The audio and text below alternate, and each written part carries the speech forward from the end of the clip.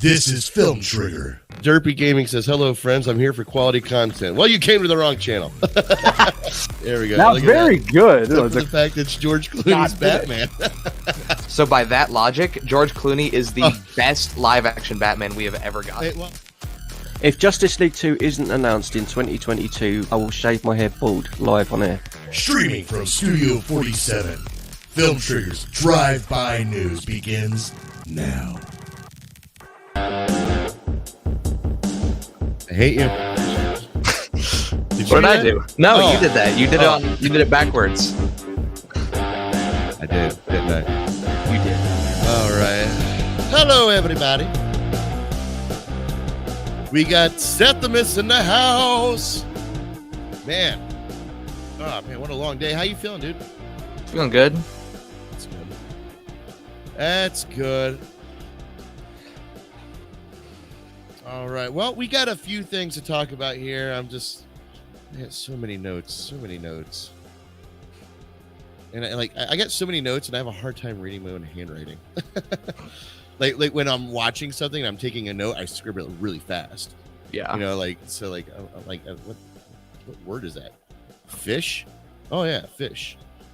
Okay, I got it. All right. Hello everybody. Welcome to Film Trigger. My name is Stevie Cade, and to my digital left we have the Seth Draven. How are you, buddy? Doing good. I asked you that twice already. I am so discombobulated. I think I'm like getting bleached from the sun because I'm outside all day. And today wasn't so bad. You know, it was 84 today, you know, but when it's like 90 something, whew. And then when you're out there for weeks at a time and it starts wearing on you, man, you start getting sun madness, man. Oh my goodness. Let's relax a little bit. No, that's not that. Let's put some music on. There we go. Yeah. I almost fell back in my chair. I don't know what's up with this. I think it's loose or something. Oh man. All right. So, Seth, buddy, you have been busy at work. Yeah, a little bit. How's that going? It's going good. It is. It's fun. Any fun stories? Any crazy things that's happened at your local theater? Nothing crazy. Nothing I'd call crazy. No. Oh, that's good. Just wait. It will happen. It'll happen. I'm sure. Didn't you have somebody it was like, don't you have like free popcorn day, and somebody thought that meant like an endless amount of free popcorn? Yeah, that's not what that means. Yeah, they what happened there? Explain that situation. So we on Tuesdays we have like these little kind of cups. There you go, like little cups popcorn. We can give them out for free, and somebody came back for a refill, and they were like, "Okay, we get a refill," and I was like, "Nope, it's free once. It's free one time. It's not free an unlimited amount of times." And they were like, "Oh, but it's free popcorn." I was like, "Yeah, but you can't get a refill on only large popcorns get the refill." And Wait, even free? But you don't give out the large ones for free, right? Right. Okay, I get it now. All right. Yeah. And then he was like, "Well, ask that guy behind you, my coworker." He's like, "Ask him. He'll give you the free popcorn." So I turned around. I was like, "Are we allowed to give out free refills?" And he was like, "No." So I turned back around. I was like, "Yeah, no." He also said no, and then he kind of just walked away after that. Was he like disgruntled? Is he like mumbling? Yeah, he was a little Can't like get my free popcorn. He was a little free popcorn. He was more just like, "What? Okay," and then just kind of walked away from that. You got one free popcorn. What more do you want, man? And aren't Tuesdays like dollar movie night or something? $5 tickets, yeah. Oh, yes. Sorry, inflation. They used to be dollar movie night. Now it's $5. That probably happened in the past 2 years. It's been $5 ever since I've been here, so I don't know. Like on this earth. Well, okay, ever since I've been going to this theater. Speaking of you being on this earth, it's also your birthday week. Was that an intentional transition? Like, no, did you say that and thinking about that? I'm just a natural segueist. And word makeupper. Word makeupper. Like segueist. And makeupper. Exactly. I am just knocking it out of the park today. So yeah, you turn 18.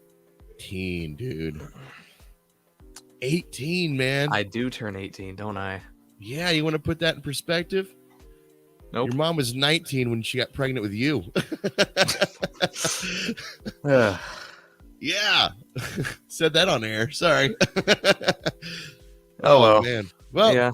We're here to talk about movies and stuff. You want to talk about movies and stuff? I do want to talk about movies and stuff. Okay, because we got a few interesting things that I want to bring up here. So Deadpool 3 is coming out sometime in the future. Do you know when that comes out exactly? I don't think there's a release date yet. Yeah, I didn't think so. But there's been a couple updates and plot clues and stuff like that. But recently there was a more specific one. Rhett Reese made a comment on the Post Cred Pod, which is a podcast. They were kind of asking him, hey, can you give us a little something about Deadpool 3? Let me bring up my card here. He had this to say. He said, well, it's a wonderful opportunity for a fish out of water. Deadpool is a lunatic in the center of a movie. To drop a lunatic into a very sane world, it's straight butter. It's going to be really fun. Okay. Talk about the vaguest response you could possibly give to this. But I think there's a bigger hint here than what leads on. And fish out of water. Like Deadpool's already a fish out of water. That's kind of his whole thing, right? Yeah. So what would make that? Can you derive anything from that term more than just what we already know about Deadpool? I mean, he's going to be in the MCU.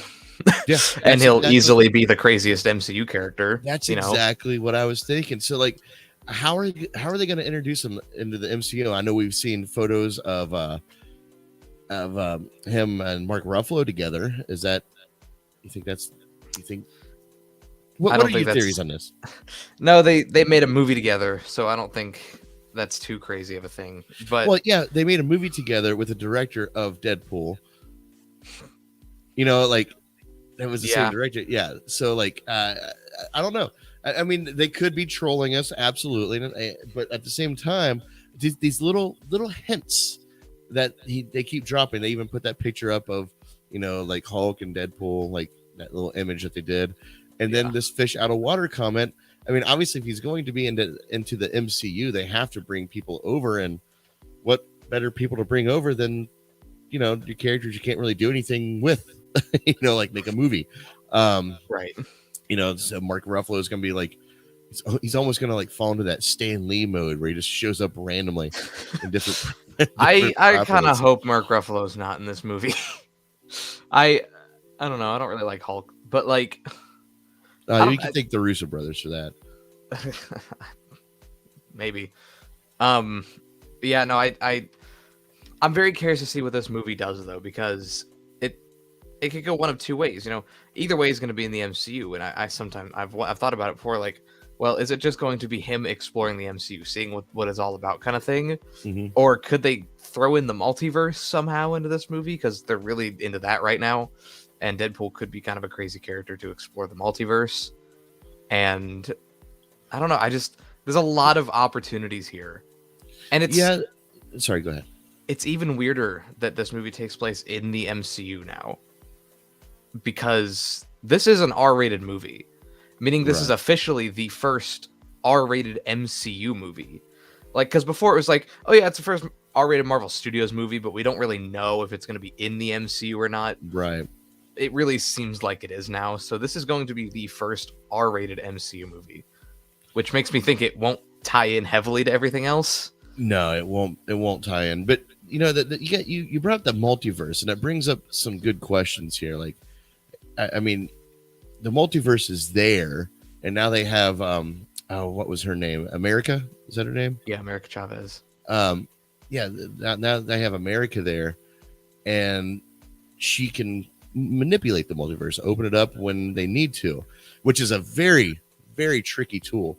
Real quick, Seth, I don't know, your mic is picking up me, so like I can hear myself talking through your mic. The only way I know to fix that is to move it away. All right. Yeah, that should work. Thank you. And you still sound clear. All right. Thank you.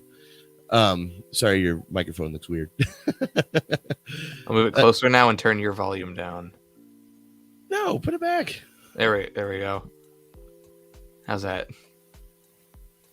That was pointless. You just put it right back to where it was at the first time. Well, yeah, I know, but you have to speak now to see if you can still hear yourself.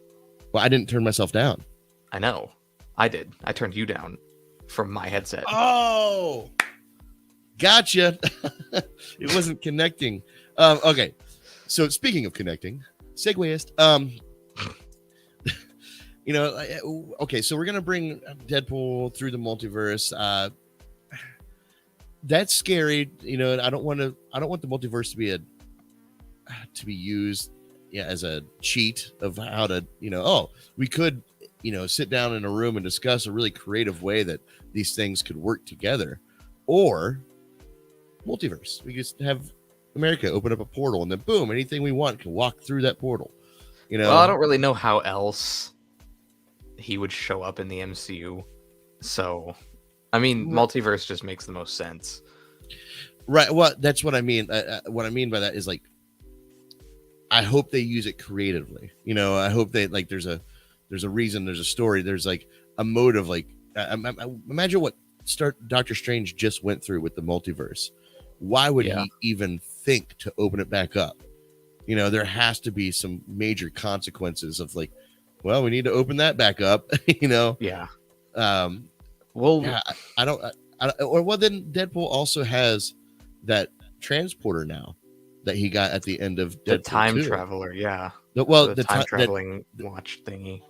Yeah, but does that only time travel? Because he did kind of go into, like the DC realm. Green Lantern kind of fourth wall breaking sort of. That could be a multi-dimensional consideration. Maybe that tool has a few tricks up its sleeve. I mean, they could say that. I guess if that's true, then technically Deadpool opened up the multiverse years ago and we didn't even know it. I think we'll find out more information soon. And by soon, I mean specifically on September 10th. Because September 10th. Yeah, what's going on September 10th? Is D23. Technically, D23 is September 9th, 10th, and 11th. It's a 3-day event. But September 10th is the Marvel Studios panel day. And if you don't know what D23 is, that is Disney's Comic-Con, is what that is. It's a big in-person event. And that's probably where we're going to see everything. And the other main reason I say that is it came out a few weeks ago. Marvel is also skipping Comic-Con this year. So that means everything they have to announce is going to be at D23. Right. And this really seems to be picking up steam lately. Deadpool 3, I mean. So that's probably where we will get some stuff. They'll probably bring out Ryan Reynolds on stage or something. Announce the title or release date or something like that. And I'm curious about that. Well, yeah, of course. We're all curious about it. There's a lot riding on what could happen possibly in this movie and where it could lead and how it could tie into the MCU. I just hope, again, they're creative about it. This is the third Deadpool movie with the third director, which whatever. I don't know why he's sifting through directors so much. I know there was like creative differences or whatever with after the first movie, and is this pretty much Ryan Reynolds just kind of leads the ship on this thing now? I think that's what's going on here. He's kind of overseeing everything that happens.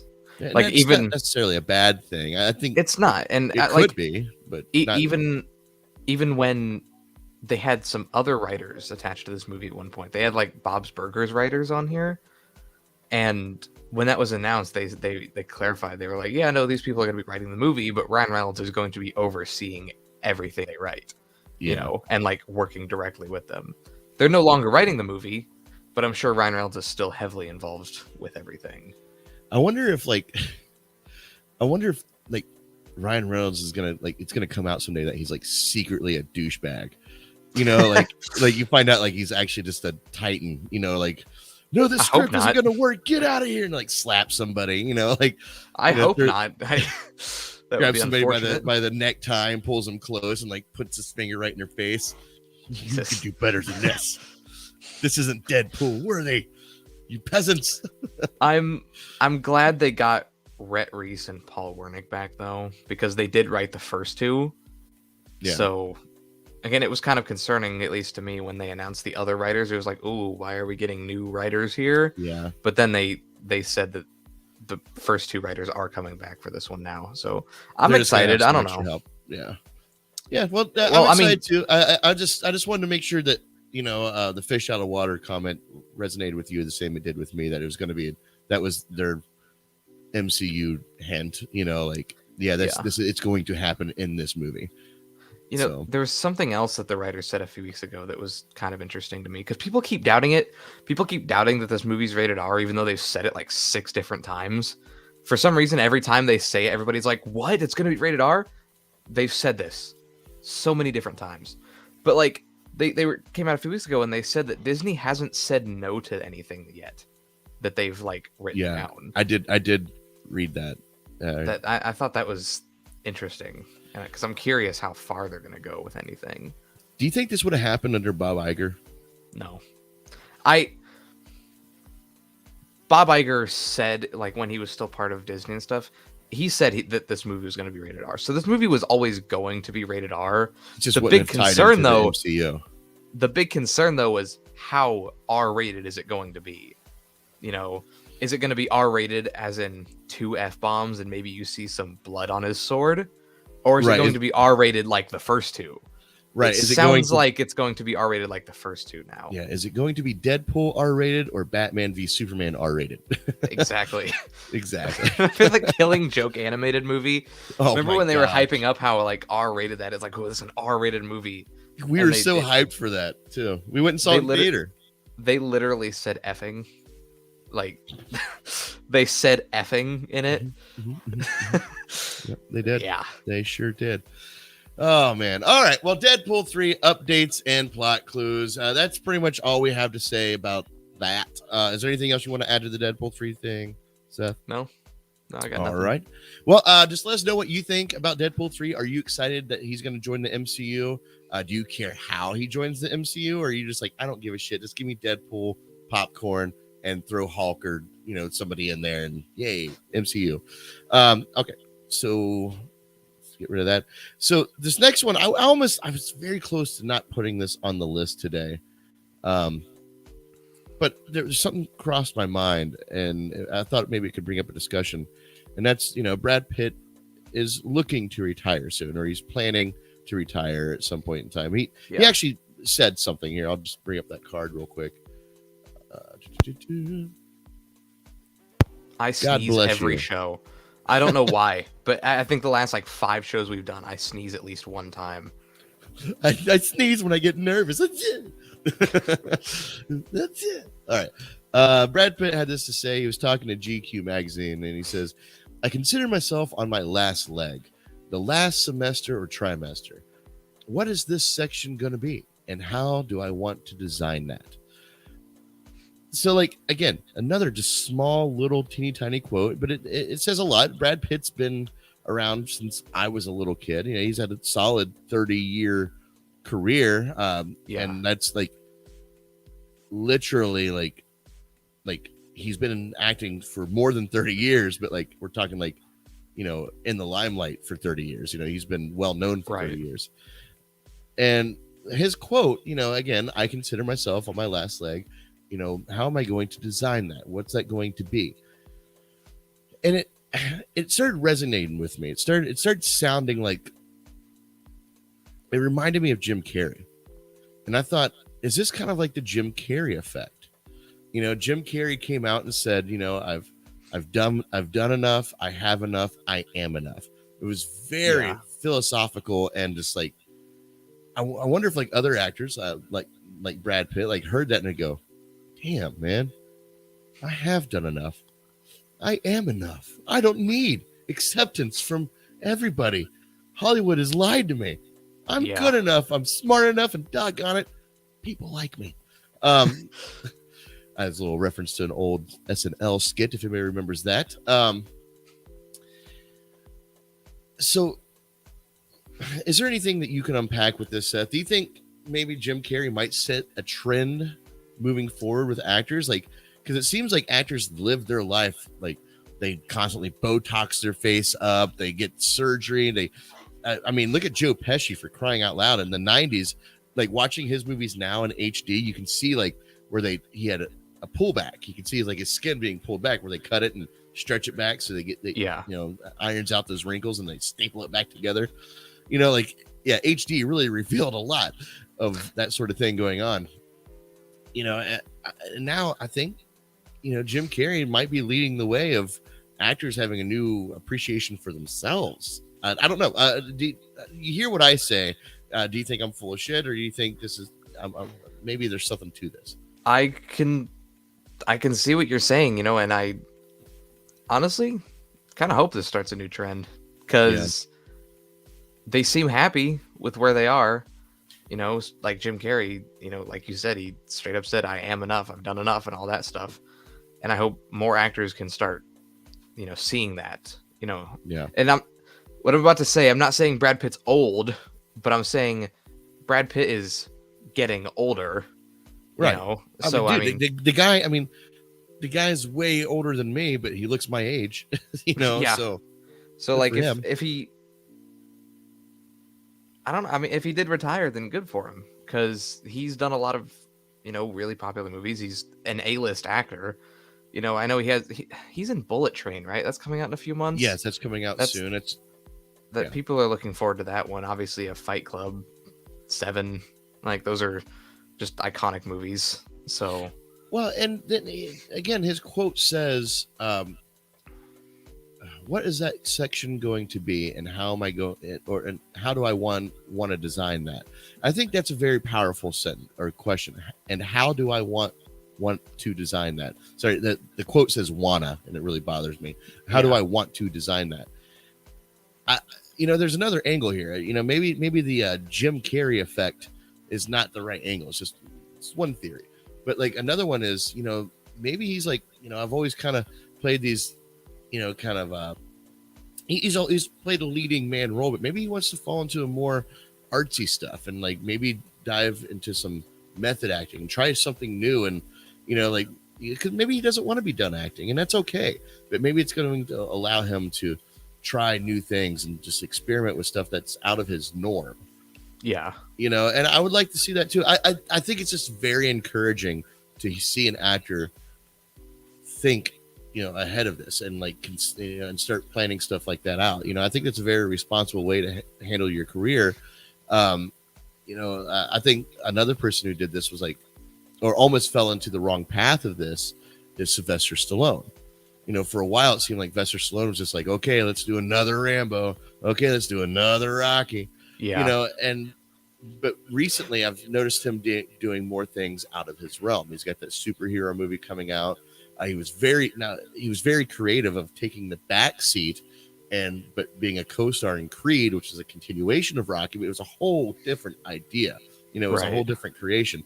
But then he did that Rambo movie, and that was a piece of shit. That movie, that Home Alone 30, pretty much is what that was. I don't even hate that movie. I'm not gonna lie.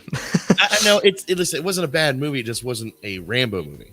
I know it's a little off topic, but I'm just throwing it out there real quick. I've seen every Rambo movie. That's one of the better ones. I think the first one is still the best one. But yes, the first, to me, the first one and the fourth one. I didn't like the fourth one. The one where, like, to me, the fourth one, that's the one that's just simply called Rambo, right? Yeah, that's the one that like takes a turn for the franchise. Like the first one, is like a character study, and then you have 2 and 3, which are just cliche action 80s movies, and then you have the fourth one, which kind of goes back to the character study side of things. But I didn't like it. And that's what I enjoyed about it. Like, to me, you take out 2 and 3, you can go from 1 to 4, and it's almost seamless. It's almost like, hey, here's the same guy you saw in the first movie, 25 years later. That's what I really enjoy about it. That seems like the correct trajectory for that character to go. My only problem with that was I didn't like any of the side characters, and they spent a lot of time focusing on them. Like, well, they did. You're right. I couldn't get attached to them. Well, Yeah, I think the lady they're trying to get you attached to the lady in the movie and stuff, but I think their point was to make these characters not likable, but it doesn't matter. He's just doing his thing. I think that was the whole goal. It doesn't that could have been anybody, but like once the part arose that they were trying to help, and they need to get these supplies to these people or whatever they were doing, Rambo can't help but to help people, right? And I believe that one was actually directed by Sylvester Stallone. It was, yeah. And then it's set up for the Rambo Last Blood by him going to his farmhouse and all that, but then Last Blood it didn't fit. It seemed like he had the name, he had everything that seemed Rambo, except it was that was Demolition Man. It wasn't Rambo. That wasn't. Yeah, I know what you Rambo. mean. Yeah, I mean, come on, man. You cut your hair, put the bandana on, do something, Rambo. But anyway, the point we went off track there, but the point was Brad Pitt is looking to retire soon. He's wanting to plan that out and see how he wants to design that. And as we theorized here, that could lead to a few different directions. Number one, the thing I'm calling the Jim Carrey effect, where hey, you know what, Jim Carrey's the man. I am enough. I've done enough. I have enough. I'm going to sit back and enjoy the rest of my life, doing whatever the fuck I want to do. Jim Carrey, in his case, that's painting. He sits in a studio and paints. That's amazing. I think that's beautiful, but it's not the only way out. Brad Pitt could also just be like, hey, I want to try, to extend my acting abilities and do something different than what I've done the past, 30 plus years of my career. So I think that's very, very noble. And I really enjoyed seeing an actor thinking about that sort of thing. So, if you guys, what do you guys think about Brad Pitt possibly retiring soon? We don't know what soon means. And I say retiring because that's what it seemed like he was leading to, but it could also mean just changing his career path a little bit. Let me know your thoughts in the comment section below. Thank you. Oh my gosh, everybody's blowing up my phone. What do you want? That's where nobody calls me all day until either right before I'm on a live stream or I'm doing a live stream.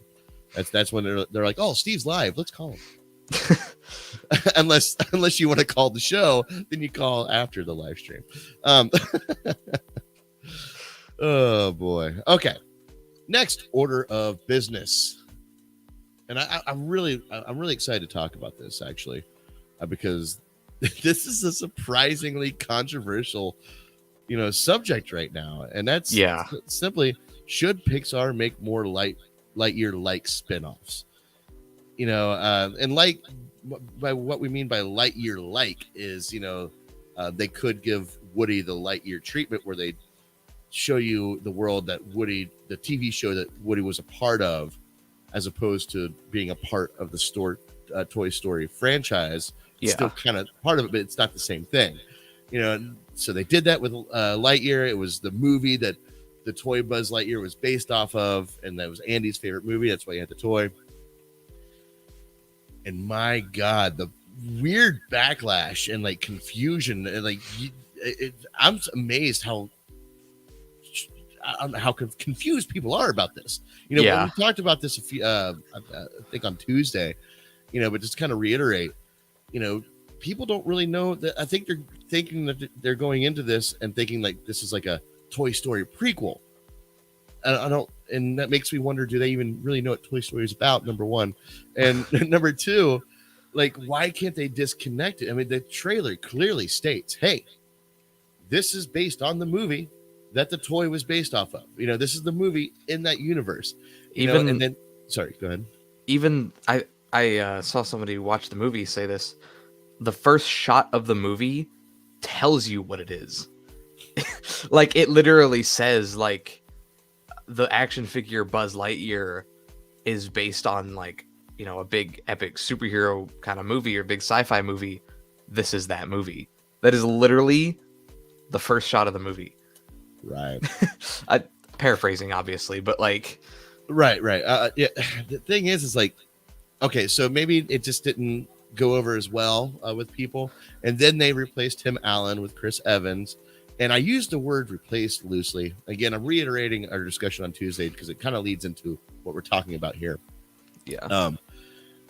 Because to me, that is the correct step. It's not replacing Tim Allen because of we don't like Tim Allen's political views or he's all washed up or whatever reason people are claiming they replaced him for. To me, it makes sense. This is based off the movie. How many toys do you have? Like I know when I grew up, the toys that I had, very few toys were the voice from the movie. Right. And like to me, it made perfect sense. And number two, I think Chris Evans sounds not too far off from what Tim Allen sounded like. I've said ever since the first trailer came out, like, oh my God, I never realized that Tim Allen was doing the best Captain America impression, and no one had any idea. Did you know that Chris Evans and Tim Allen also share a birthday? Oh, yeah, it's just a fun fact. Tim Allen, yeah, another thing he took away from me. So I recapped everything Monte and I talked about on Tuesday because there's a quote.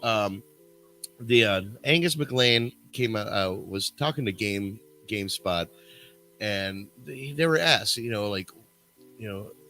you think they should make more spinoffs, or do you recommend spinoffs for these types of franchises? And he had this to say. He says, I really wouldn't recommend it. It's so hard. As a filmmaker, you really have to think about what problems you want to solve. When we took on this project, we ran into the problem of having to change a side character to a main character, and that's a really hard thing.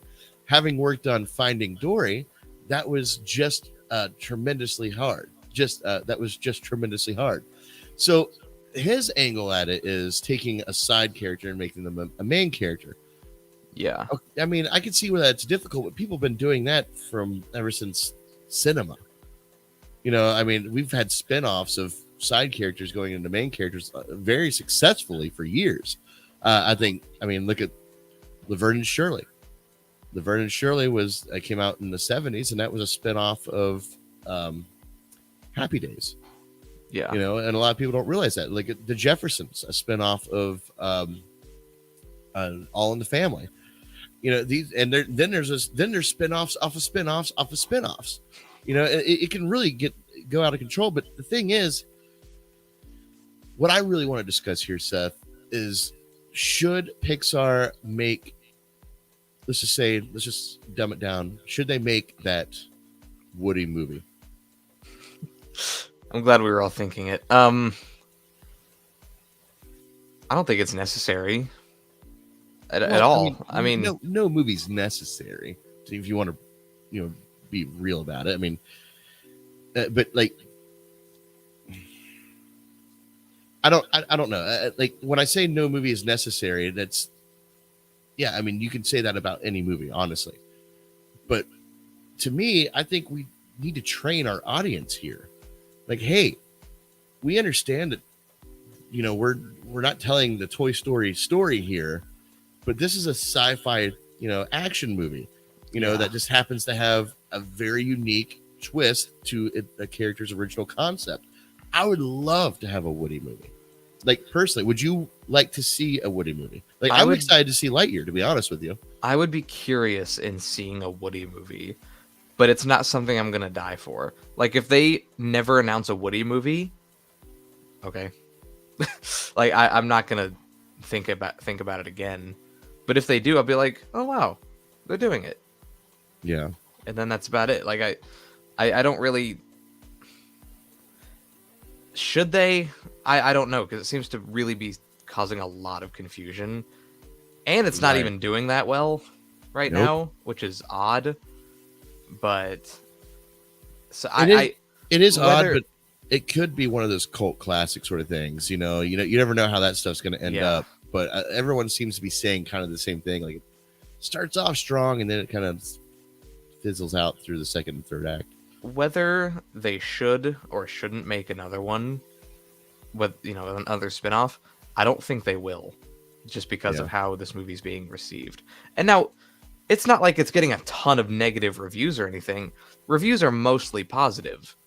And, I usually don't like saying this, but most of the negative reviews seem to be from people that are, slightly homophobic. And Oh yeah, there's that backlash too. Yeah, and like I said, it's not making nearly as much money as they thought it was going to. So I don't think they will make another spin-off, whether that be a Woody movie or Lightyear 2. Right. Yeah, that's a very good point, and that whole homophobic aspect of it, man. What an outdated thing. Why are people still like that? I don't get it. This movie's I saw someone post about it because I saw somebody like make a post like, "Oh, this movie is outrageous. Why are they putting this stuff in kids' movies?" And someone replied with the scene that they're talking about. Yeah. And they were like, "This is 2 seconds long and pretty much in the background." Yeah. This thing that they're talking about. This movie is being review bombed on IMDb. I think it's got like a 5 out of 10 right now or something. Like it's kind of crazy how much people are just bombing this movie. Right. Well, and then Jimbo also brought up a good point on Tuesday when we were kind of discussing the controversy of this movie. He said, "Oh shit, I had it in my head what he said. And now I just lost it." Oh man, I can't remember now. Sorry, Jimbo. Go watch Tuesday's episode. You can find it there. But when it comes, like, if that were in the background, just a man and a woman having a little kiss or whatever they did, that no one would be up in arms about. Yeah, no one would care. It's so weird that that's still a problem. But anyway, we're segueing again. But like, I personally listen. If they do make a Woody movie, there's one thing they have to do. Otherwise, they're going to bring all the some of the criticism of Lightyear. They're going to make that criticism fact. They would have to replace Tom Hanks. Yeah, and I'm sure they would. Right, they would have to, because Tom otherwise, Holland. Huh? I said get Tom Holland, but I was kidding. Because if they didn't replace Tom Hanks, then everyone would be like, "Yeah, we knew it. They did it because of Tim Allen's political stance," and then that would, yeah, I don't know. I don't know, man. This is the last time I want to talk about Buzz Lightyear. To be honest with you, I'm just so shocked about the weird. I thought this movie was going to be a hit.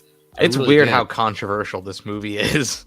Yeah, it's very strange. Like, who would have thought? Like, in 1996, when the first Toy Story movie came out, who knew that we'd have like headlines, Buzz Lightyear controversy in the year 2022. Like, it's so unique. And I was like a kid. I was like 13 years old when that movie came out. It's so strange to see the parallel, how this happened, how things changed over the years. Oh man, is there anything else you want to add to this Buzz Lightyear bullcrap? No, I'll say this one last thing though. So I guess yes. I was working at the theater the other day, and one of the job I was doing that day was cleaning the theaters. We showed up to one of the theaters early, and we didn't realize it, so we walked in. And I got the movie spoiled for me. That was very unfortunate. Yeah. And it's like, you think of it as like, oh, well, what could it possibly be? No, there's a twist. And I walked in right as it was being revealed. Oh man, that kind of bugs me out because it's kind of a cool twist though. Obviously, I'm not gonna say it, but it's like if I had been watching the movie without like having seen that, I would have been like, whoa, okay, that's an interesting turn, like kind of thing. I bet that's gonna happen a lot to you. I'm worried about Thor. You're going to get a lot of movies spoiled for you before you actually get to watch them. I would ask some of your coworkers about that. Like, hey, what do you guys do to prevent this? And they might look at you and go, well, don't do this. Or they might be like, part of the job, man. I think it might honestly just be part of the job. And another thing is, because when you're walking out of a movie, usually you're talking about it, like as you're walking out. And I've always thought to myself, like, do the people working at the front hear us and like what we're saying on like opening night or something? Like, like imagine walking out of No Way Home, like, oh my God, Toby and Andrew, like that was so cool. Imagine the person working at the front hasn't seen it yet. It's like, oh, okay, I guess Toby and Andrew are in it. Or do they just? Or I've been living under a rock for the past year. Yeah, exactly. That was just the first example. Like, or do they not hear it? I've worked at the front a few times. You can hear it. you can hear the conversations. So wow. Yeah. All right, fair enough. Oh man, maybe you and I trolled more people than we thought we did when we would walk out of the theaters talking about something that didn't happen. We watched Logan. That was fun. That was. I don't even remember what we said walking out of the theater. Do you? It was this random thing. We were like, oh my god, like I couldn't believe Wolverine and Mystique got married at the end. I couldn't believe Professor X was Wolverine's dad. Like what? That was such a twist. Man, you and I were trolls back then for sure. I think something I said well, I couldn't believe Wolverine actually survived. In that post-credit scene, yeah. Okay, all right. So that's done and out of the way. Seth, can you show me your best smile?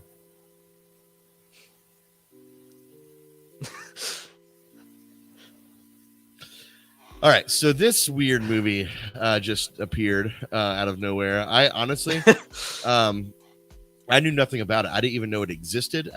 Nothing. I was listening to a YouTube show and somebody like mentioned it in passing, and I was like, I guess I'll just do a trailer reaction to it because I just happened to be home. I find it funny when that happens to you, and this is the second time this has happened to you, where we talk about a movie that we just never heard of. Everything Everywhere All at Once was the first one. When the trailer came out, you reacted to it just out of nowhere. And now people love that movie now. Like everybody knows that movie now, but like when you posted your trailer reaction, nobody knew what that movie was.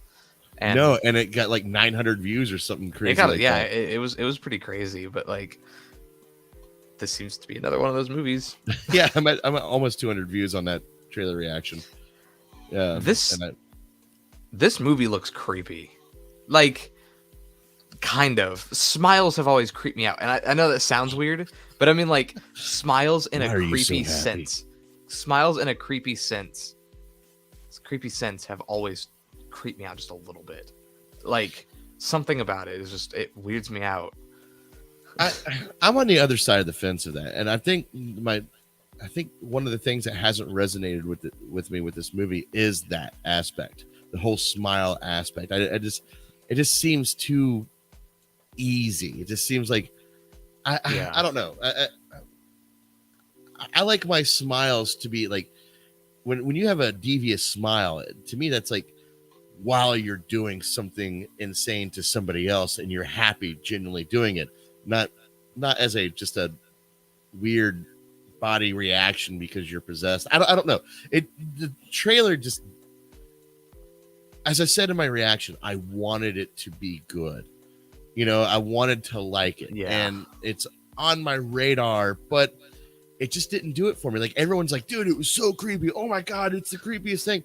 I did not get those vibes at all. I just didn't. Now the end got me. There was a little jump scare at the end. Yeah, that genuinely got me, man. I was not expecting it. I was waiting for her to roll down the window and her just like smiling. Like I thought that was like the movie shtick. That's the scary thing. Everybody smiles and then they're on fire or whatever. Another part that I keep thinking about that keeps bothering me is I also am not a big fan of these people that are so scared of death. Death is like, the biggest, oh my God, I'm going to die in 5 days. It like, dude, we literally slaughter animals, by the millions every day. That's their life. And us, overprivileged humans are like, oh, I had a bad dream. I'm going to die. Like to me, the stakes are like a movie's scarier when you're not scared of death, but you're scared of the pain you're going to go through before you die. To me, that's what I want to see. That's why I like slasher films. That's Evil Dead 2013. We all knew who I'm talking about. The guy that got the poor guy. It's even worse in the extended cut. Yeah, tortured throughout the whole movie. Like that's why I liked it. That's what's to be scared of to me. Like that's scarier than just dying. You're like, if you're, I'm just gonna die. Like, okay, well, we all die eventually. But if you know that you're gonna die a horrible death, that to me makes sense to be scared of. And maybe this movie puts that on. Maybe that's what it does. Maybe it does have that aspect to it. The other thing about the Smile trailer that it kind of scares me a little bit. It was about a 3-minute trailer, right? It didn't give me any sort of context of what exactly was going on. I was going to say that too. I don't understand what's going on here. Right. Like, it seemed like a teaser trailer, but like 3 minutes of a teaser trailer. Yeah. And to me, that says, okay, well, does that mean that this movie doesn't have much substance? So they gave us a 3-minute of their best parts, which was, I don't know. I see potential in the movie. I really do. But that first trailer was either edited really poorly and it didn't show what the movie was about when you had 3 minutes to show us, or they don't have much to show you and they just gave you like their most exciting moments to go, okay, here it is, go watch it. You saw the trailer, Seth. Yeah. Now, besides like, being creeped out by smiles, oddly enough, what else did you think about this trailer? I know you're not huge in the horror franchise, right? But just go ahead, give me your thoughts after you get done digging in your ear. It was an okay trailer, and I, like you said, it does have potential. Mm-hmm. Who knows? Maybe this movie comes out and surprises everybody. Yeah, maybe this comes Guardians out, of the Galaxy. There you go. Maybe this movie comes out and everybody's like, "Wow, this is like genuinely a good horror movie." Which, let's be honest, these days kind of hard to get. Kind of hard to get a good horror movie. So, I mean, yeah, Winnie the Pooh, Blood and Honey, still looking at you, kid, and Black Phone too. Black Phone. I know nothing about that movie. Dude. Like, I've heard it's decent or not decent. I've heard it's good. I know nothing about it though. Me and you are going to the theaters. Can that be one of the movies we see? Yeah. Yes. It can. Good. I saw one trailer for it one time. I haven't watched the trailers. And I was sold. I was sold on it. Ethan Hawke looks scary as shit. I'm going in blind completely. I've not seen a trailer. I've seen some posters. That's about it. Okay, cool. But awesome. Good. Yeah. Well, okay.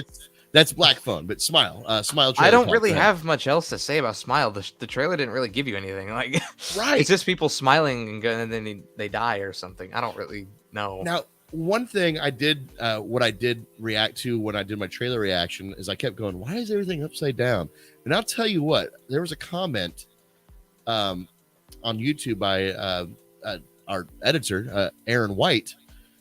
He said, I kind of took this as their illustration of turn that frown upside down. And like when he said that, I'm like, dude, that is absolutely like spot on, amazing, man. As a matter of fact, I'm going to bring up his exact quote here.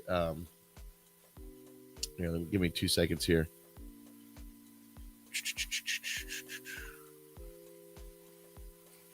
Mute. Let's see here. Comments. Okay. Let me bring this up real fast, because I just thought the way his comment here, I thought was just absolutely perfect.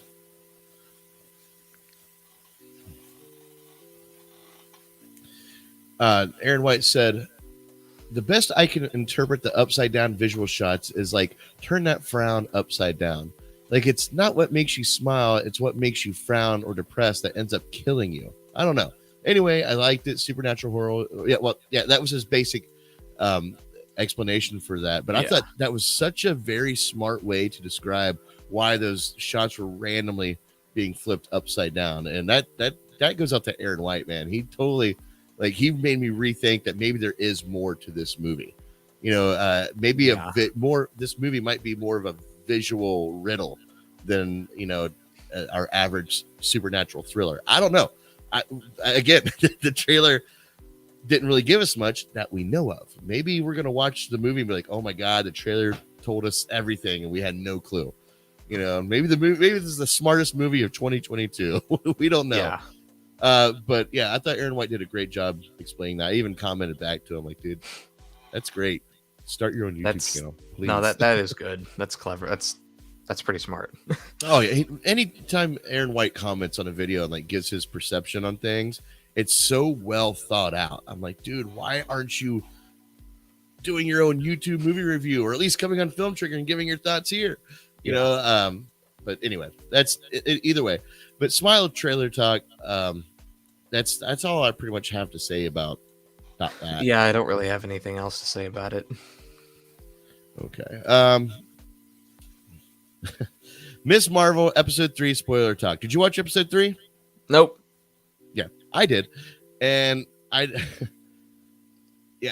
listen, I'm not really going to, it's not a spoiler talk. I'm just going to say, dudes, watch this show. This show, listen, I know we're getting exhausted with these the hit and miss, or mostly miss TV series that Disney Plus has been putting out for their MCU content. But I'll tell you what, this show is just such a really good, feel-good show. It's cleverly written. The dialogue is genuine. You get this real essence of family atmosphere, which I totally love.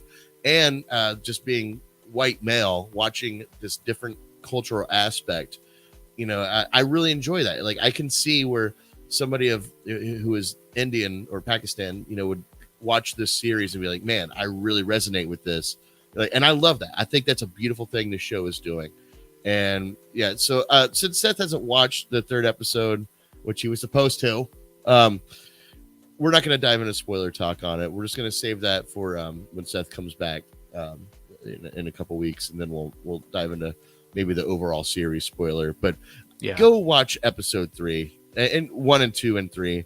It's not getting enough traction, and I think that is definitely because of just exhaustion of all these properties. I mean, you even said yourself, Seth, that like you're just kind of done with Disney Plus Marvel stuff, because we've gotten like 2 or 3 kind of good things and maybe 1 really good thing, you know. WandaVision being a lot of people's favorites, mine being Loki. So with that being said, I understand that exhaustion, but at the same time, Miss Marvel is a great freaking show. But I will put a little disclaimer out there. It's also for like people who are closet like iCarly fans like myself, which is no longer a closet thing. Yeah, I like iCarly. Fuck y'all. You know, but it is what it is. Like it's my guilty pleasure. I like this sort of sense of this sense of humor that it puts on. So yeah, with that being said, go watch Miss Marvel. It's a great show, a very heartfelt show, very warming show. And the little girl, or I should say, call her a little girl, the young lady who leads this show just does such a great job. It's just it almost feels like I'm back in high school again. Like I remember these like relationships, which is another amazing aspect to it. I like, it brings me back to that time. That's how like genuine it seems, but at the same time I'm seeing it through the lens of a different culture, and I think that's just absolutely amazing. You know, when I was in high school, one of my good friends was from Pakistan, so like now I feel like I'm seeing high school again, but from like his point of view. You know, I love it. Go watch the show, it's amazing. Now for the big dog, for the show, the most anticipated movie for 10 years that we didn't get a movie of, Obi-Wan Kenobi episode 6 spoiler talk. This is the last time that we will have a spoiler talk about episode, or about an Obi-Wan episode, at least until they may or may not do a season 2. We don't know. They did kind of set up for it, but okay. Overall, Seth, positives. What did you like about episode 6? What are the strengths of this episode for you? Obi-Wan and Vader. The whole dynamic. Mm-hmm. The whole dynamic. I am not one of the people who loves this show. I don't dislike the show. You know, I'm right in the middle. It's not amazing, but it's not bad to me either. I thought episode 5 that seems to be like the most popular consensus, actually. I thought episode 5 was awful. But I thought 1 through 4 were just good. Mm-hmm. And I thought episode 6 was really good. I'll admit, I could not get into the Reva stuff. It was a very poorly written character. So it was a poorly done thing, and it was like happening in the middle of Vader versus Obi-Wan, and it's like, okay, you're cutting back to Reva in the middle of this fight. We want to get back to the fight, That's what we want to see right now is the fight. And it's not like Luke or Owen or Uncle Owen or Aunt Beru are in danger. Like, we all know they survive. So it's like... there weren't any stakes there. Well, to be fair, we all kind of know the future of everybody. So there's no stakes with the fight. And there's no stakes with the fight either, but it was just... We just wanted to see it. That's a bigger thing, though. Like, that's why we watched this show, was to watch that battle. That was pretty much it. And that's a great point. The whole Reva thing was such a misstep, such a poorly executed part of this series. I don't quite understand why Reva was there. I don't understand what her integrity is. I don't understand what her point is. You know, she starts off, you know, she's hunting Obi-Wan because she wants to be the Grand Inquisitor. Then she gets Obi-Wan, and now Obi-Wan's story arc, I think it was episode 3 or 4. I can't remember. It could have been 5. I don't know. They all kind of mesh together now. When he looks at Reva and he goes, "You're not bringing me to Vader. I'm bringing him to you," because he knew that she wanted to take Vader out. Yeah, he knew before we knew as an audience. I think that was episode 5. Yeah. And why didn't we know? Because they didn't fucking give us any story. They didn't tell us anything. Like, we just oh, that's what her true plan is. Okay, got it. Thanks for telling us. And poorly written, dialogue. Thank you. Exposition is the word I'm looking for. That character was just such a misstep. She was this, then she wanted to take out Darth Vader, and then she wanted to take out Luke because she wanted Darth Vader's acceptance again. I was very confused by what all that was. And then they're doing that last thing during this pretty awesome fight that's going on between Darth Vader and Obi-Wan. And God, it was that sucks. It sucks that that's the route they went. But I agree with you. I really enjoyed that last fight. I thought they paid homage to a lot of fan service, but in the right way. You know what I'm talking about when Darth Vader stood above him. I didn't even think of that. I never thought of that. You would have to be the only person in the world that didn't think about that. But I haven't seen a single other person mention it either. Really, dude? Yeah, no, it was. I have it in my notes. These are the notes that I took when watching the episode. Yeah, and it says right here. It says Darth got the high ground. And he had the high ground, and they didn't tell you. It was one of those universal things that. I know what they're doing. They told a story through illustration, and I think that's a lot of what this show is missing. I think, you say paying homage. One of the things that caught my eye, or I guess would be right before the fight started. Obi-Wan says, "I will do what I must," and that's what he says before he fights Anakin in Revenge of the Sith too. He's facing Anakin, and Anakin has his back turned to him. It's right before the fight starts. Obi-Wan says, "I will do what I must," and he says the exact same thing in this right before this new fight too. And I caught that too. Yeah, there was a few moments like that. Hello there. There. Did you catch that? Of course I caught that. Yeah, of course I caught that. And that's good. That's fun. That's popcorn fan service, but it's none of that was earned, man. I didn't tune into Obi-Wan just to watch him repeat lines that he already said in 20 fucking years ago. I think this episode honestly stands well on its own. Outside of the Reva stuff. If you it stands well on its own. This episode is a lot better than any other episode in this series, I thought. And I'm not one of those people that's just oh, come on, let's just get to the action. That's not all I want from this show. I'm not sitting here oh, I only want to see Vader versus Obi-Wan. Me, before the show came out, I was against Vader even being in it. Yeah. I didn't want him to be in it. But I did. I still will advocate for a Vader solo movie or series. I want a Vader movie. As long as they just amp up the production and actually put somebody in the writing seat who gives a crap about, not just fan service, but the actual story. Yeah. I was listening to a podcast and someone said, it seems like they said, "Hey, you want to see Obi-Wan and Anakin fight again? Sweet, cool. Let's put out a series. And then like they just wrote whatever to lead to this moment rather than actually fleshing out a full story where that ended up being the natural conclusion of it. I'll say this though, as much as the series overall kind of was disappointing to me, the moment after the fight with the broken mask might honestly be one of my top 5 favorite moments in the entire franchise. Because that was it was such a good moment, and there's like so many little details there. Like, the Sith's eyes are yellow. Vader's eyes were not yellow that whole time. They were going back and forth between yellow and Anakin's regular eyes. Yeah, and like you can the see voice in the voice modulator doing the same thing. I thought that was a very unique element added to it.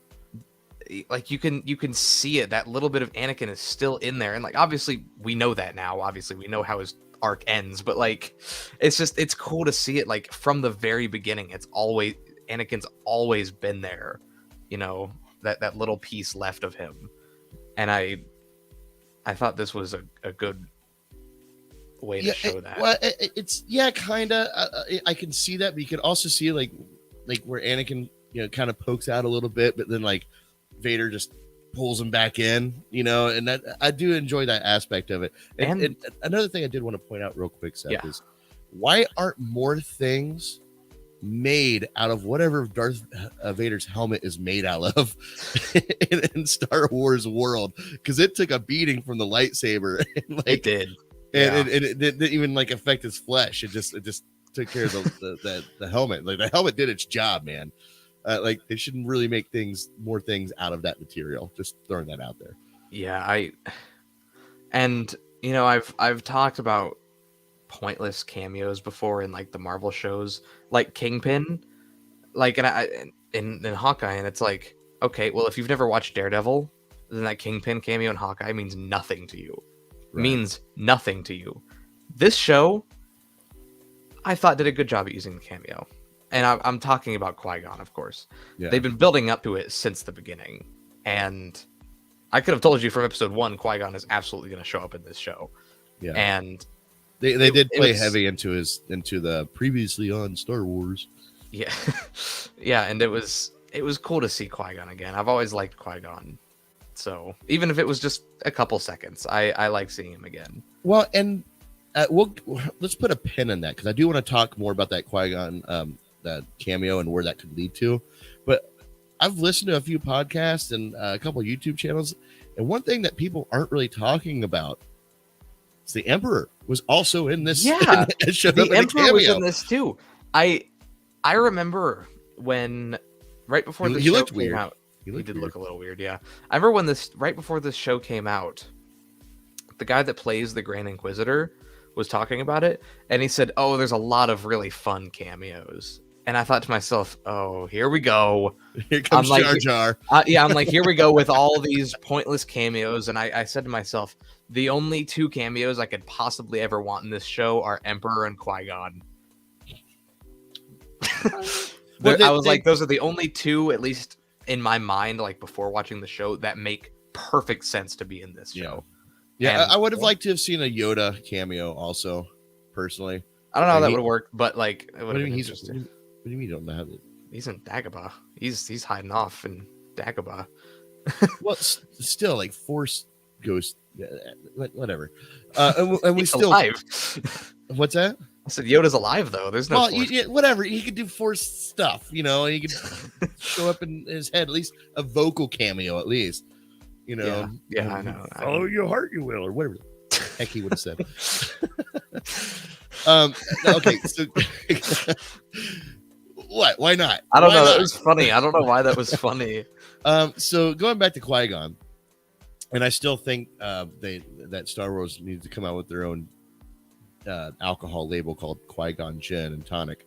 And but anyway, that was number one. Liam Neeson. It's amazing because I know for a fucking fact they didn't spend any money to de-age him.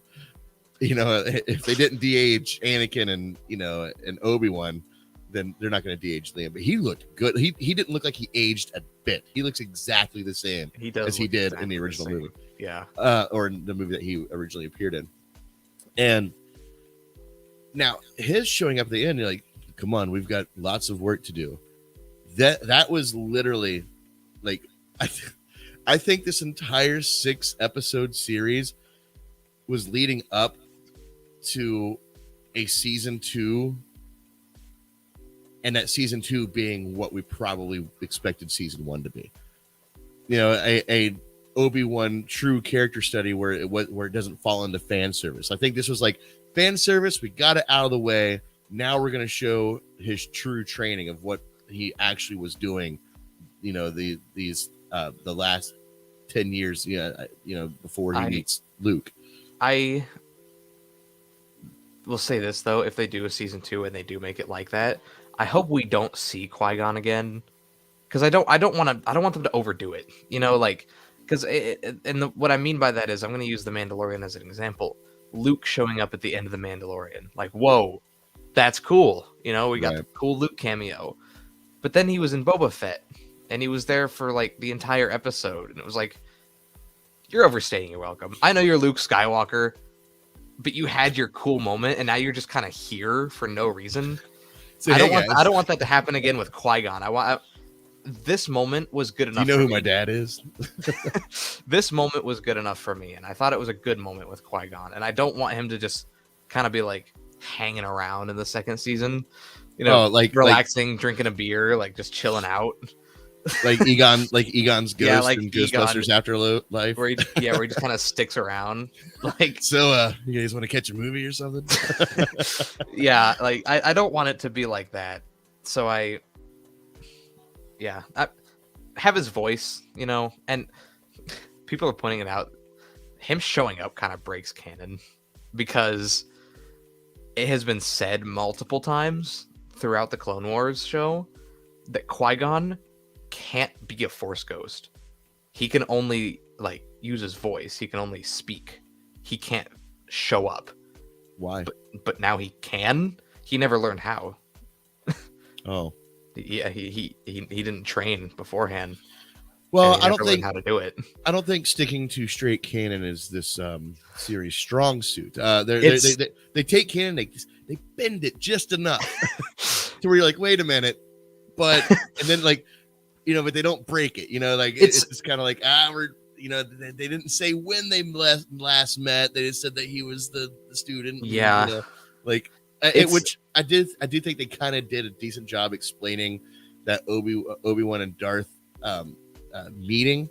You know, they did actually one thing that this show I thought did really well is they did try their best to make sure that line in the original Star Wars movie, I was just a pupil or something like that, and you were the master. Now I am the master. Yeah. I think they did a decent job of having Obi-Wan be explaining or illustrating that Darth is still a student. You know, they even had Darth Vader in this episode look down at, you know, when he's had the high ground and he's looking down and he's like he called Obi-Wan master, still identifying him as master. Like, yeah. And then when they showed, I think it was the last episode or maybe 2 episodes again, they're all kind of meshing together in my head, where they did the flashback and he was, sparring with Anakin. Yeah. You know, they made it very clear there, you know, like you can't go for the kill. You know, if you keep going for the kill, you haven't learned what you need to learn yet. You're just a student, you know, and then when he escaped from Darth Vader by doing the bait and switch with the ship, you know, it was a way of him saying, see, I'm still the master. You're still the student. You're still the pupil, you know. Yeah. I think they that was like one thing they really did hone in on to make that line still relevant if you watch this and then go immediately into, you know, Star Wars: A New Hope. And it's one of the few things I think they actually spent some time on doing. But with that being said, is there anything else in this episode that you really enjoyed? I mean, I kind of touched on everything and just okay. All right, I thought so. I wanted to make sure I didn't cut you off. I'll say this. You know, people have been saying, "Oh, they wasted Hayden Christensen," Like, why promote him coming back when he's barely there? I'll be honest, he was there, but like, I'll be honest, I think, let's say theoretically, the only time we saw Hayden Christensen was the end with the cracked mask.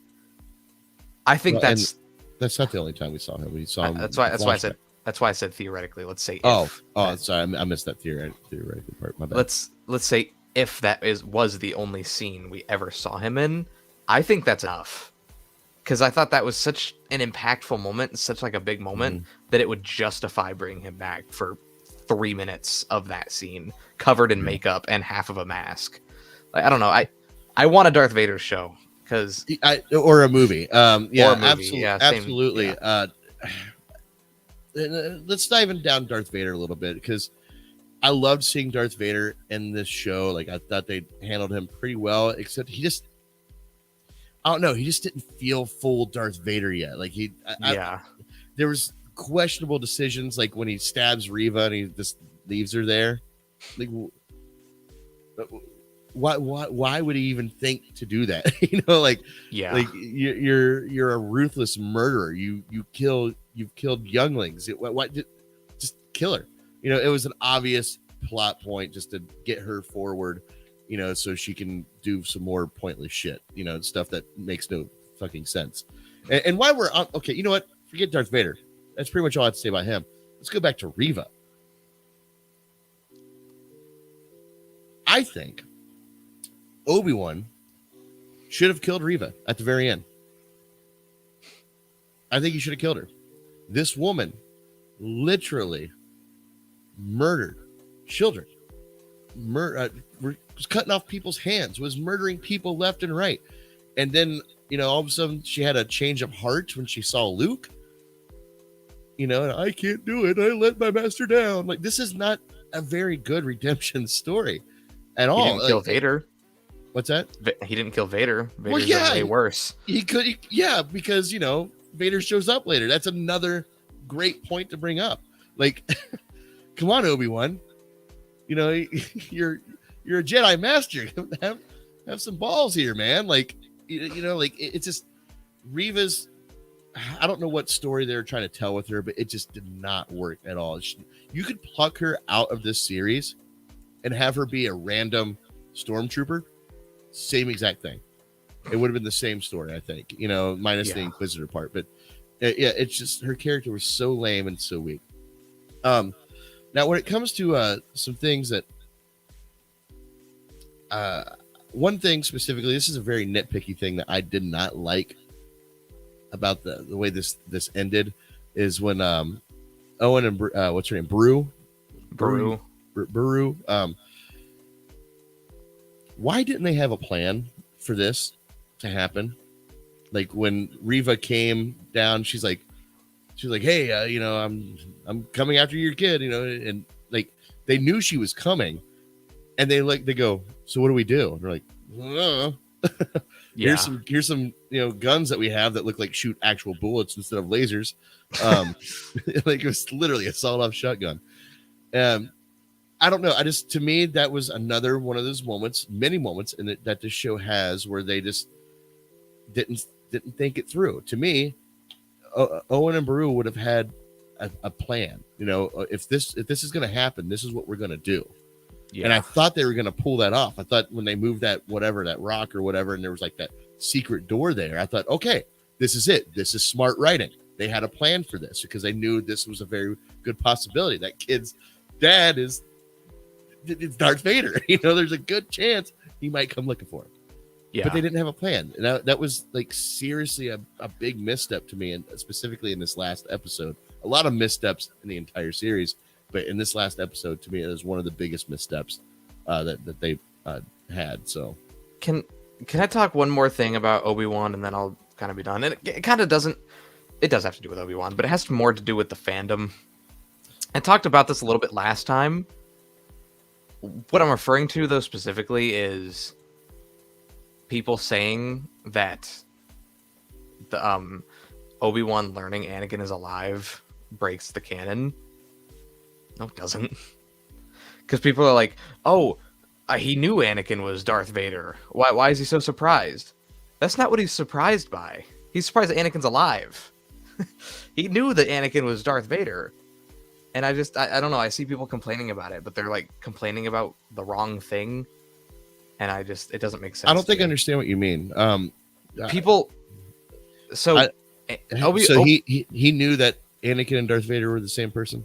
Yes. When did he learn that? Revenge of the Sith. Oh, I must have missed that. Like, do you have a line of dialogue, or like what? How did he learn? I don't remember that. They're watching some footage like of the hologram of when Emperor like called him Darth Vader for the first time. Right there. That's when they learned. Obi-Wan is watching that happen. But was he wearing the Darth Vader suit? No. Oh, okay. All right. But he called him Darth Vader. Okay. I don't remember that. Emperor called him Darth Vader. So Obi-Wan knew Anakin was Darth Vader. But people are saying, because remember when Reva was all like, oh, Anakin Skywalker, he's alive, kind of thing. And and Obi-Wan was super shocked by it. For some reason, there were people that thought he was shocked that Anakin was Vader. And it was like, no, that's not why he was shocked. He knew that Anakin was Vader. He didn't know Anakin was still alive. And that's what he was shocked by. And so it's literally just, I'm sorry to interrupt you, man, but like when you say he thought he was surprised that Anakin was alive, so you're saying that Obi-Wan thought that Darth Vader was somebody else? I don't think he knew Vader existed. Well, I don't think he knew. You said that he saw that hologram where that was in Revenge of the Sith. That was before he had killed Anakin. He thought he killed Anakin. But he called him Darth Vader. Right. Right. So you don't think he would have put two and two together? No, I don't think he knew that Darth Vader was alive. Or Anakin was alive, yeah. Same person. He's been in hiding for the last 10 years. I don't think he knew that any of these people were alive. Obviously, he knew that people were running, like the Empire was in control. He probably thought it was Palpatine that was doing everything. And it is, but he didn't realize Vader was alive, is my point. Okay. Now I'm picking up what you're throwing down. It's so weird when you have these dual personalities. So you think in whole he thought Anakin and Darth Vader were both gone. Yeah. Gotcha. He thought they died. But people didn't understand that for some reason, and people just got super confused by it. And because I even saw people posting like, "Oh, this is proof that the writers did not watch Revenge of the Sith." It's like, what? Nothing's wrong here. You're the one misunderstanding it, right? Not the writers. Well, and whatever. When it comes to the Star Wars fandom, let's put everybody from the Star Wars fandom and lock them in a room with the hashtag release the Snyderverse people and let them have fun. Trust me, I want to see the Snyderverse, but fuck, you guys are crazy. One last thing I wanted to point out, and it was something I didn't really think about until you and I had this conversation, and it's basically I'm noticing a pattern with Star Wars. You think the original trilogy starts off strong with Star Wars, the middle of it, meh, end strong, or no, it would. Hold on, I'm getting mixed up. Empire Strikes Back was the second movie, right? Yeah. Okay, never mind. Forget my thought. I had that movie as the last one for some reason. Never mind. My entire theory out the window. I was gonna say specifically, I guess with the prequels, it ended strong.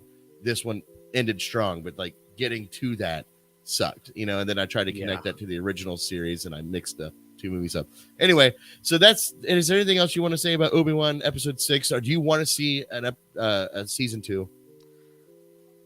If they announce it, I will be down for it. Yeah, but I'm not. I'm down for it too. It's fine if they don't do it.